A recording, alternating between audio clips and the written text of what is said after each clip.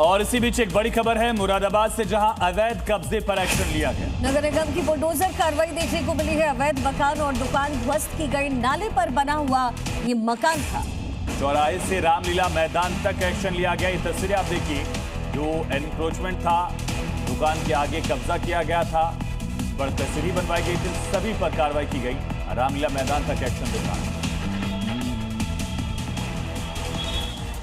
अवैध कब्जे पर बुलडोजर एक्शन के साथ ही अधिकारियों ने कब्जा करने वालों को चेतावनी दी, अगर आगे अवैध तरीके से पब्लिक या सरकारी जमीन पर कब्जा किया तो सख्त कार्रवाई की जाएगी।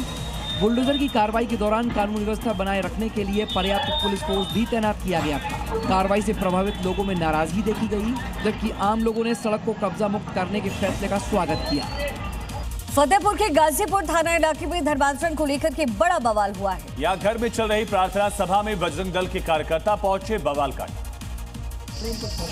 बजरंग दल का आरोप है कि गरीब लोगों को लालच देकर धर्म परिवर्तन कराया जा रहा था, क्योंकि जब मौके पर पुलिस के साथ हिंदू कार्यकर्ता पहुंचे तो वहां प्रार्थना सभा चल रही थी और कमरे में करीब 20 लोग मौजूद थे।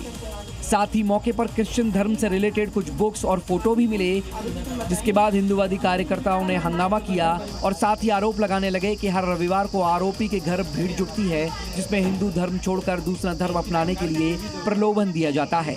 हालांकि बवाल और विरोध के बाद मकान मालिक पिता और पुत्र को हिरासत में लेकर जांच शुरू कर दी गई है। और इसी बीच बड़ी खबर है उत्तर प्रदेश के मुजफ्फरनगर से। बड़ी खबर, पुलिस और बदमाशों के बीच मुठभेड़ हुई। इस शीटर के पैर में गोली लगी। पुलिस ने घायल बदमाश को गिरफ्तार किया।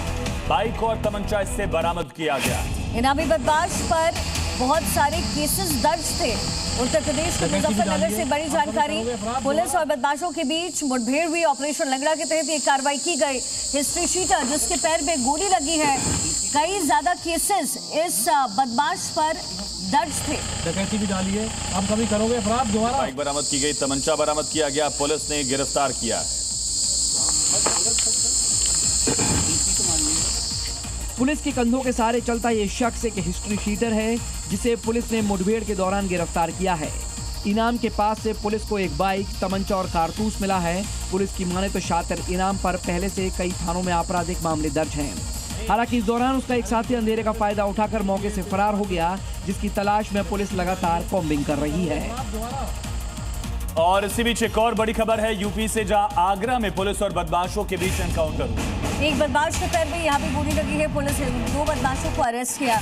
बदमाश के कब्जे से एक अवैध तमंचा, जिंदा कारतूस, एक 12 बोर राइफल और मोटरसाइकिल की बरामदगी हुई है।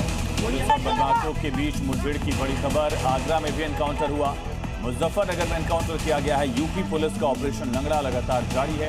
प्रदेश में एक्शन दिख रहा है। तस्वीरें आगरा के खैरागढ़ गांव की हैं, जहां दबंगों ने एक पक्ष पर फायरिंग की, जिसके बाद पुलिस ने तुरंत एफआईआर दर्ज की और आरोपियों की तलाश शुरू कर दी। आरोपियों की तलाश में 2 टीमें गठित की गईं और चेकिंग अभियान के दौरान पुलिस ने आरोपियों को गिरफ्तार कर लिया। इस दौरान एक आरोपी घायल हुआ। पुलिस को आरोपियों से 315 बोर और 12 बोर का अवैध तमंचा, जिंदा कारतूस, साथ ही वारदात में इस्तेमाल की गई बाइक बरामद हुई है। वहीं एनकाउंटर में घायल आरोपी का इलाज भी जारी है। वहीं उत्तर प्रदेश के बरेली में बदमाश का एनकाउंटर हुआ है।